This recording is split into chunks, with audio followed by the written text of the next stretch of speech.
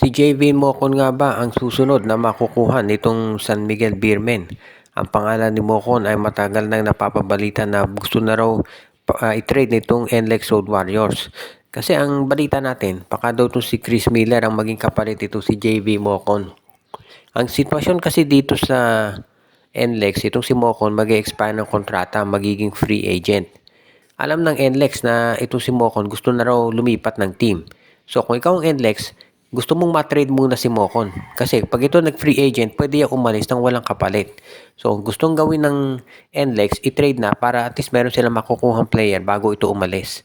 Ngayon, ang San Miguel Beer daw isa dito sa mga teams na interesado makuha itong si Mocon.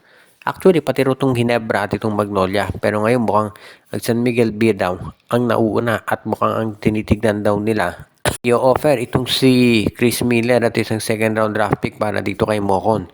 Tignan natin kung papayag itong si Coach Jong Wichico sa ganyang klaseng kapapalitan. Pero kung sakasakali mukhang okay naman para dito sa lineup nito si Coach Leo Austria kung madadagdag nga itong si Mocon. Kasi magkakaroon sila ng additional wingman na pwedeng magamit. At of course, alam natin na San Miguel, ang habol niya talaga yung malalim na bench para magamit dito sa kanilang roster. Kung sakasakali na magawa nito ng paraan ng SMB, walang kaduda-duda na magiging isa sila dito sa mga teams na talagang powerhouse. Dahil madadagdagan sila ng isa pang player na pwedeng magamit off the bench. At yan talaga, yung masasabi natin dito kay Leo Austria, magaling siyang gumamit ng tao. Kaya sigurado na mahahanapan niya ng tinatawag na role itong si JV Mocon kapag siya ay nalipat na dito sa kanilang lineup. Ngayon, ito ang nakikita natin na posibleng last move ng San Miguel pagdating sa trades dito sa PBA bago magsimula itong Commissioner's Cup. Itong lineup naman ng Phoenix Fuel Masters ay naghahanap daw ng iba pang big man na pwedeng idagdag sa kanilang lineup. At itong si Kate Flores daw ang nakikita nila na pwedeng isama. Yun nga lang, hindi pa natin napatitiyak kung papayag itong Titan Ultra. Dahil nga marami ng center na nawala dito sa lineup na yan ng Titan. So, baka hindi sila pumayag na si Kate Flores ang i-trade.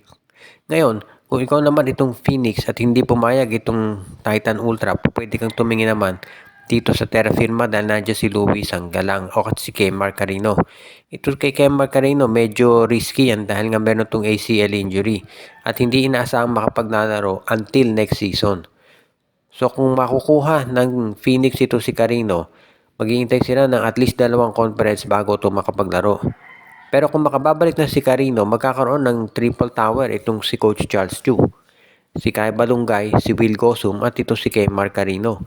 At alam natin na ito talaga yung nababagay ngayon sa PBA dahil lately yan talaga hinahanap ng mga teams, yung mga malalaki, yung mga big men na kaya nang sumabay at dumepensa dito kay Junmar Fajardo. So kung titignan natin yan, talagang ito ang pupwede para dito sa koponan ni Charles Chu.